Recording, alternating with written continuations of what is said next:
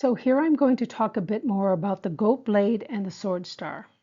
Now, both of these, and the goat blade is often called the yang blade, and there's a real reason for this, and I'll get to that in a second. And the sword star are both auxiliary stars you will see in Batsa. Now, it actually depends on which school you are referring to, it seems, what they call it. These are actually the same star. They have the same dates, they have the same properties too, and they give you the same properties when they're in your Batsa. So they're the same star.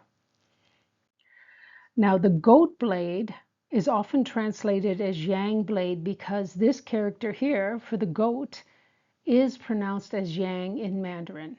It is not the yang of yin and yang. These are the characters for the yin and yang. This is very, very different. But that's why it sometimes gets the name yang blade. But it really is the goat blade. That is a more literal translation. Now, it appears to be at least two forms of the goat blade and two forms of the sword star out there. I'm not able to determine if any one is more correct than the other. Perhaps they're just from different schools or different readings of the ancient text, which is where a lot of the variations come through. And since they're really the same stars, they have the same properties, the same set of rules, I don't think it matters what you decide to call it. And I would say you can use either one. Maybe you find one works better than the other, just use that one. Now, the meaning of the goat blade is the same. It gives courage and even daring to the person who has this in their Batsa chart. And so it has the exact same meaning and the same rules, so it is the same star. This makes, of course, the goat blade better for weak daymasters, because weekday masters tend to be more timid. And so this is good for them. Not so good for strong day masters because, they're already fairly courageous. So the more common form of the goat blade, which is often listed under yang blade, especially in English, is this. So we've seen this before. I've talked about it, but you're looking at your day master and you see if you have any one of these, you see if you have the completion branch. So for a yang fire day master, do you have a horse? So that's simple as that. For a yin fire master, do you have a goat? So it's so straightforward. This is the less common one. And if you note, all of the yang ones remain the same. The yin ones change. So here we have yin, yin wood, you're looking for a dragon. This less common one, yin wood, you're looking for a tiger. Now, yin wood is my day master, but I don't have a rabbit or a tiger in my chart. But I'm a strong day master, so that's good. Now, again, I can't tell you which one is better. But you will see this one more often if you Google it. And if you Google it in Chinese, you do tend to see this one more often. But this is where I found the less common one in Chinese. So I don't know which one's better. Now, the more common form of the goat blade is also associated with a sector in a building. And this could be your residence, it could be an office building where you work, it could be a factory even, it could be an airport for all that matters. Although airports are so strangely shaped, they probably have trouble conforming to any decent level of Feng Shui. And also, people are in and out, it's not quite the same. Now, when you want to use a certain sector of your building to be able to enhance your courage, Basically, you use it for manifestation and activation, and that can, of course, help a timid person or anybody, even a strong day master, who has a really significant goal beyond anything they've ever done and they feel a little intimidated by it. This can help give you the courage to move forward. Now, you still want to start on a good date. That is a day with good day properties. It will go a long way to make the path smoother to get to your goals. Doesn't mean you won't get to your goals. It will just take a lot more work, and some people would give up. Not everybody, but some people do give up when the going gets tough. Now, each month, my members, and these are members who do pay to see the videos, they will receive the information about the best days during the month to both manifest and start working on a significant goal. And if they need courage, I will be telling them this is when you use the goat blade. You use it as a sector in your building or in your apartment or your house. So that's how you use it. If But it doesn't really have the same kind of thing where maybe one is the month and we're looking for a certain day. I don't think that works so well. I have not found it in the Chinese language web pages used this way. I think I found it in one pretty obscure English language web page, but I don't trust it anymore because I haven't seen it in the Chinese web pages. Now, the sector used in Feng Shui is the sector indicated in the more common form of the goat blade with the year stem replacing the day master. And the branch will become the sector, or actually the subsector where you would want to be.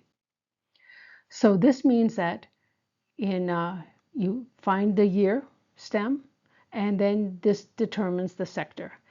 So since this is a yin goat, not yin goat, yin snake year, but it's the yin, we're looking for the dragon sector, which is Southeast 1. And this year, Southeast 1 does have an annual affliction. It is one of the 3 killings. So it's not so good to do anything but manifest. And that isn't uncommon at all. Oftentimes there is a problem with the annual afflictions, and you do have to pay attention to them. Now, you would be manifesting by backing to the hour's chief or 9 heavens direction, because this gives you the strongest energy.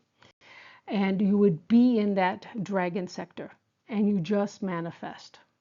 Now, after you've manifested, you don't want to activate there because it has the 3 killings. So you want to move to your resonance's best sector.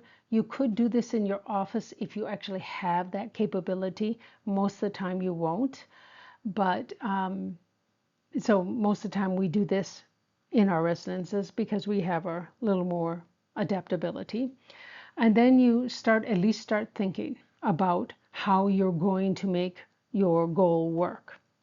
And it's even better if you start actually planning the steps. You may change this many times, your steps, but you need to get the ball rolling and actually envision yourself at the stage, where you've accomplished what your goal was, that you needed the more courage for. And 9 heavens is pretty good for this, although the chief is very powerful. Now, if you are a more visual person, I would recommend using the 9 heavens because that works naturally with the way your brain works. But if you're more verbal or at least less visual, then you can use either one. Yeah, and you might want to use the chief. So this is so what you do here in the best sector is actually start the ball rolling. So when you're moved to your resonance's best sector, you want to face your success direction. And I do have a video that I think is just called Personal 8 Mansions. And most people know this already. Face your success direction. Now, for later dates, you want to work facing your success direction and probably be in your best sector. also. And of course, I do have a video that helps you find your best sector. You have to know things about your house. I can't cover all 100 and, well, that's 144 flying star charts, and then each one of those has 6 possible other charts. I mean, just, it's insane. So it you have to, I mean, but all you need is a little bit of information to get the right stuff, and especially from my coffee store. So it gives you all the tables that you need. And of course, you just want to buy what you need for your house and not all of it, because all of it is a waste of money unless you're doing it professionally. Now, next year, the subsector, we're actually going to be in a fire horse year, but the horse has the 5 yellow annual affliction, and this one's pretty strong. You still don't want to mess with the 3 killings, but the 5 yellow is worse. So you would only manifest here. So, and you could also do some quiet planning or research if you wanted to, but any type of activation, any type of really starting something has to be in your residence's best sector. And again, you should face your success direction when you're doing that. So there are several day properties that make up the quality of any given day. There's the day officer, the day's constellation, the black rabbit property for the day, the yellow and black belt property for the day, and the dong gong property for the day. Now, this one is important if you're trying to start something new. If you've been working on something for a while, then we don't really care too much about the dong gong day property. It doesn't have a big effect, but the rest of these still do. Now, of course, there's other things you look at. You look at Yanggong days, separation and extinction days. And if you're talking about money goals, money-related goals, you also look at no wealth days. You need to eliminate those, even though these day properties might be good. If the day is one of these, then that basically rules it out for practical use. That is, if you try to start something on those days, there's usually lots of problems, especially the Yanggong. Now, there's other information that can improve the day, make it stronger, make a manifestation stronger, or can automatically give you some extra help. So there's a 10 spiritual day that does tend to make any kind of manifestation stronger. And the yellow embrace day is good for finding or actually having a mentor find you. You know, you almost don't have to work to get it. You'll find somebody just by chance who can help you. And there are other good date selection formations that I've already talked about, like, you know, the dragon virtue and things like this. And of course, everybody needs to avoid activating on their clash days, but manifestation and just thinking is okay. But manifestation is the safest. If you think a lot, you might actually get off on the wrong track. So just try to manifest on a clash day if it happens to be a otherwise good day, and then actually do the rest on a better day. Now, all of these, I mean, I do know what the clash day is, but I take all of these into account when I'm discussing the dates and the information for my members. So I'm not like just looking at the day officer, which a lot of people will just look at.